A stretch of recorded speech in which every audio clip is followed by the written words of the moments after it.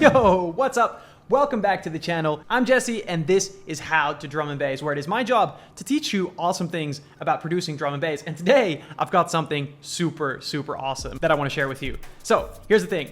I was scrolling through Instagram like the mindless fucking zombies that everybody sometimes is, and I found this video from legendary artist Fred V. Right, let's try and make a naughty bass line using only the mouse. Where he turned this into this. Extra distortion. And I immediately thought, okay, that we have to try. I smell the opportunity for some dirty bass. So I tried it, and I made this.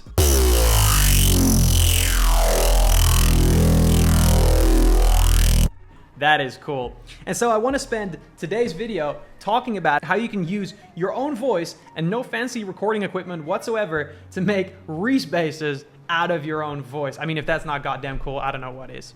So let's dive right into it.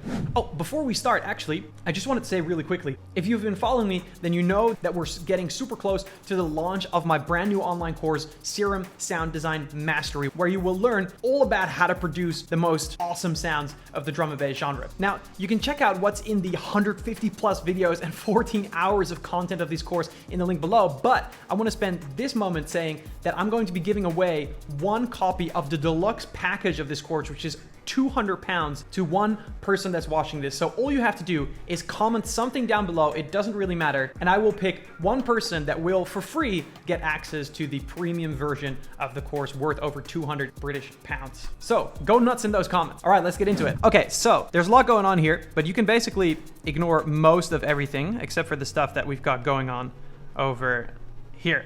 So here is the audio sample that I had, and I want to just preface this by saying I have a really expensive mic right here, which is recording my voice right now, but I didn't use that. I actually opted to use my iPhone, and I have an iPhone 8 because I am slightly autistic maybe, and I just refuse to get a phone without a button because the iPhones 9 and up don't have the button. But anyway, that's my problem, but it's horrible. But I thought that it would be a cool experiment to use this horrible microphone to make this bass, and it still worked out really well. So you can do this with anything. So this is what I recorded. Okay, and so basically what we're gonna do is we're going to pitch this down and then put a bunch of like distortion and processing on it. But before we do that, one thing that you could do, it's not necessary, is you could use Melodyne or Autotune to take this sample and change the pitch drift. So because you see here, this is a straight line now on this note, which is the ah that you just heard. And you can see that there's no pitch drift, but it actually, before, it was something like this.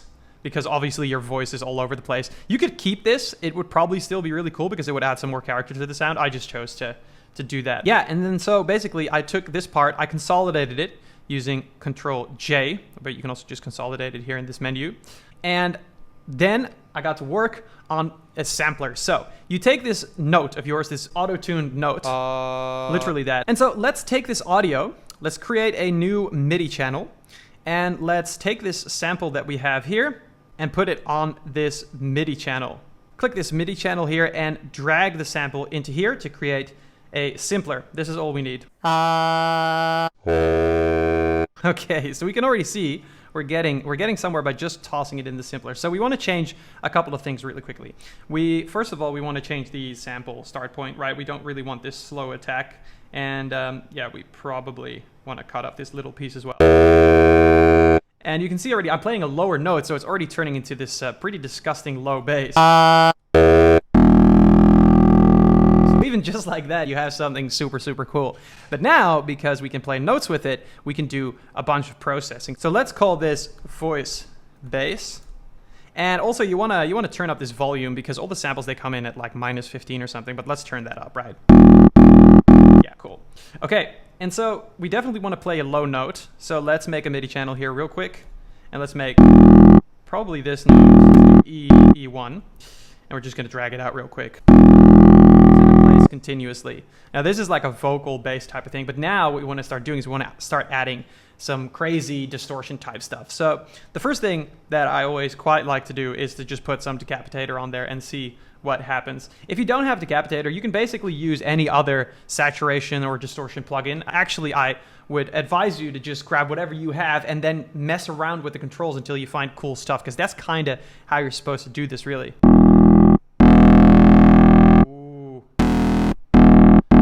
we put this punish mode on. Get some of those highs. We don't have to mix it all in. We can keep some of the original. And then maybe we can put some overdrive in, which will like sort of crunch it up a little bit. See where we want to put it.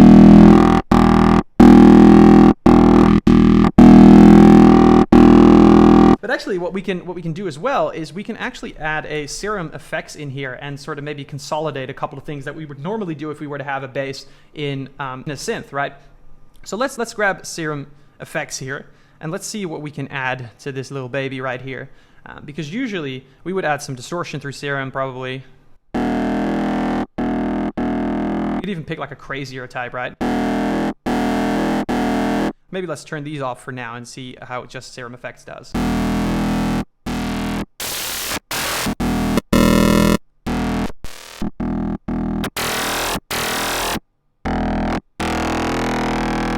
So that could be cool. Let's add some voices to it. And we definitely want to have a EQ here to sort of maybe bring out a little bit more of that low end, since you might add a sub to this later, but let's do this for now to get some extra punch. Nice, okay. And then we can go ahead and we can add a filter. We can put something crazy on there, like maybe, you know, maybe we put like a comb filter on it or something like that.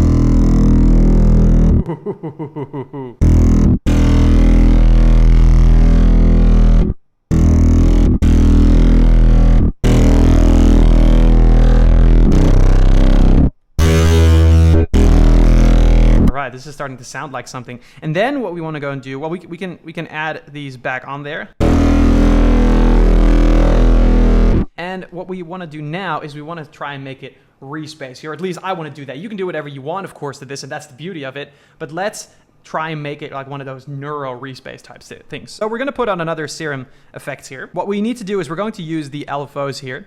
And by the way, in Serum Sound Design Mastery, my course that is coming out in a couple of days, there are many videos on how to use Serum FX to do cool stuff like this. So definitely go check that out. But for now, I'll tell you something real quick. You need to press this note latch button to sort of get the audio input to work with the LFO. So we have to put on this noise audio in. We got to put the level up and we got to press this note latch.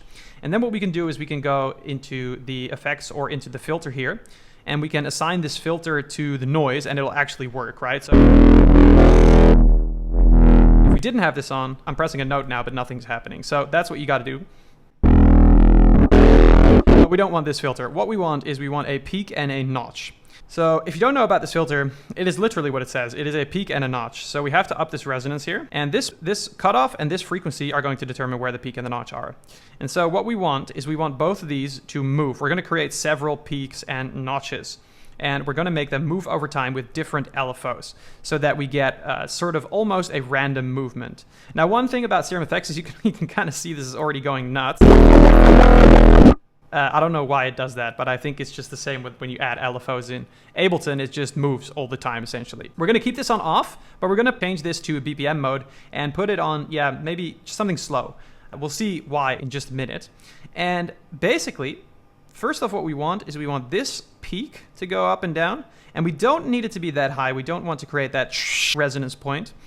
And then we want this notch to also move, but we're going to use a separate LFO for it. Same thing, but we're going to put a different rate on it. Let's see, this one is quite slow at 0.7. We're going to put this one, let's say, at 1.6. And we're going to assign that to the frequency, and we don't really want them to touch. So this is probably as much as we want them to touch, because otherwise they cancel each other out, which, yeah, it doesn't really work all that well. Let's see how that affects the sound. And then we're just going to continue to do that, because we can also do that here with an EQ. We can add two notches here. We can put one of them up and one of them down. And again, here also, you don't actually want to add too much gain. Probably about like 8 or 9 decibels is enough. Otherwise you get, I'll show you, otherwise you get this sound. Let's assign these two LFOs to it first again. And again, we're using different LFOs, right? Because we want different speeds on everything. And let's also make these move in like a similar direction. Sort of crossing each other over. But anyway, let's put these at different speeds. So this one may be quite fast. This one may be like super slow, right? So Now you're hearing a lot of resonance, and that's basically because our gain here is too high. You really only want about like 8 decibels. Maybe that's even too much. Already hearing it a little bit. So that just determines how strong that sweep is going to be. But because we're going to try and create many sweeps, we don't necessarily need it to be that high. Now we can mess around, of course, with the range of these. Let's see about something like...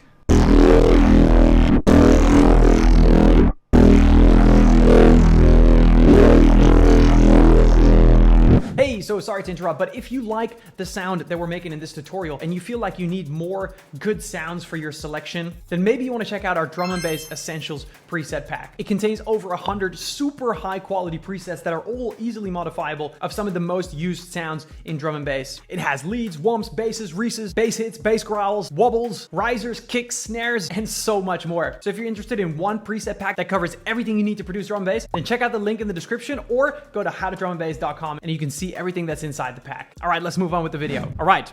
So just mess around with the settings until it sounds good. Basically, you want to find the right movement and position for all of these peaks and notches. And by the way, another really cool option instead of a peak and a notch is to actually grab this band reject filter, because it's almost like 3 things in one. So for example, actually almost 4 things in one. You can have these two peaks move and this width as well. You do want to make sure that, let's grab the LFO that controls this width, that it goes in opposite directions, because then what you get is this, which is really cool. This is almost random because it's 2 movements that are sort of affecting each other. And then we can put a 5th LFO, let's say at a semi-fast rate. We can put that on the mix here and just make it go between sort of almost full mix and not entirely full mix, and that's going to do this, and then you have several peaks and notches, so that is extremely powerful.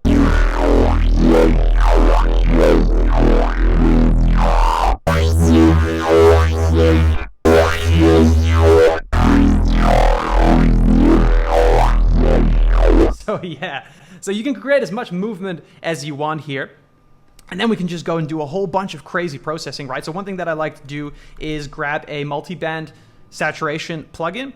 And there is actually a free one out there now called, I think it's called Fire or something like that. You should Google it. It's super cool. I don't have it on this PC, but we can use Drive from Shaperbox, where we can just take a band. And this is really sort of, I feel like, where a lot of the magic happens. We can take one of these options that is a little bit more crazy, like skew fold, and we can start turning up the drive. And you'll see here that really does something. We can start creating that crunch, but drag it around, we can sort of find whatever the source is.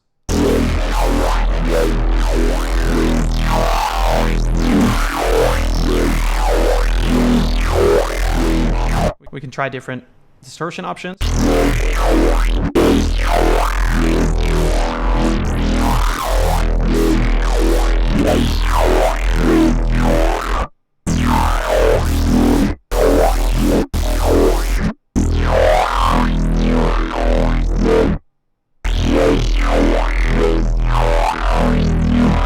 So that is pretty cool. Actually, it'll become a little bit more stable if we take this overdrive off here.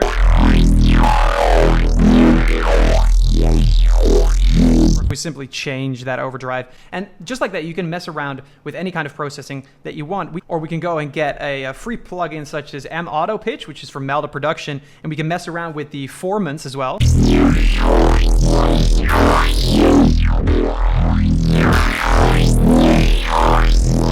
Some interesting type of pitch. We can put a chorus on it as well to sort of make it wider.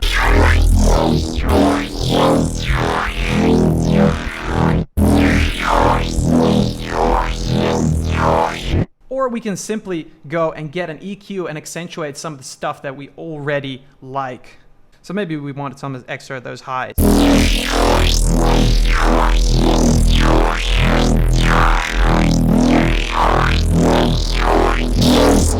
And another really cool thing that you can do is there's actually a lot of controls in the simpler. So we can mess around with the pitch envelope actually. So let's go here and click pitch. And then we can choose, so this will be the pitch envelope because by default it's at 0, nothing's happening. But if we up this to, let's say, 12, like 1 octave, And we'll have to increase this slightly.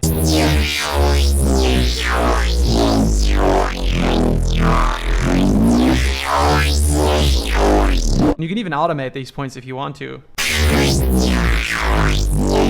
So you can do some extremely cool shit there. You can up this pitch octave as well. That might be a bit drastic. Okay, so we could go on and on and on and on. And I think the key point here is that the world is your oyster. Basically, you can do whatever you want. And now we've created a Reese-based type of thing with lots of movement. And also it's been winged for this tutorial. So I would probably go on and sit for another hour or two to polish this, get the movements right, etc. It's mostly, this end result is for demonstrative purposes. But even if we turn off all of this automation, right? So we take away these Serum effects and everything. Let's just group this together and just turn it all off. And let's also get this pitch envelope back. We could also just choose to process it singularly through maybe one Serum FX, or just like process it like a normal bass without all this movement. We already have a cool bass, and we can play. We don't have to use it as a Reese bass. We can play notes with this. Something ominous going. You could literally just use it as the Reese bass in your track. So that was the video. I hope you enjoyed it. Now give yourself a small mental high five for spending time on learning awesome things about music production, and hopefully I'll see you in the next video.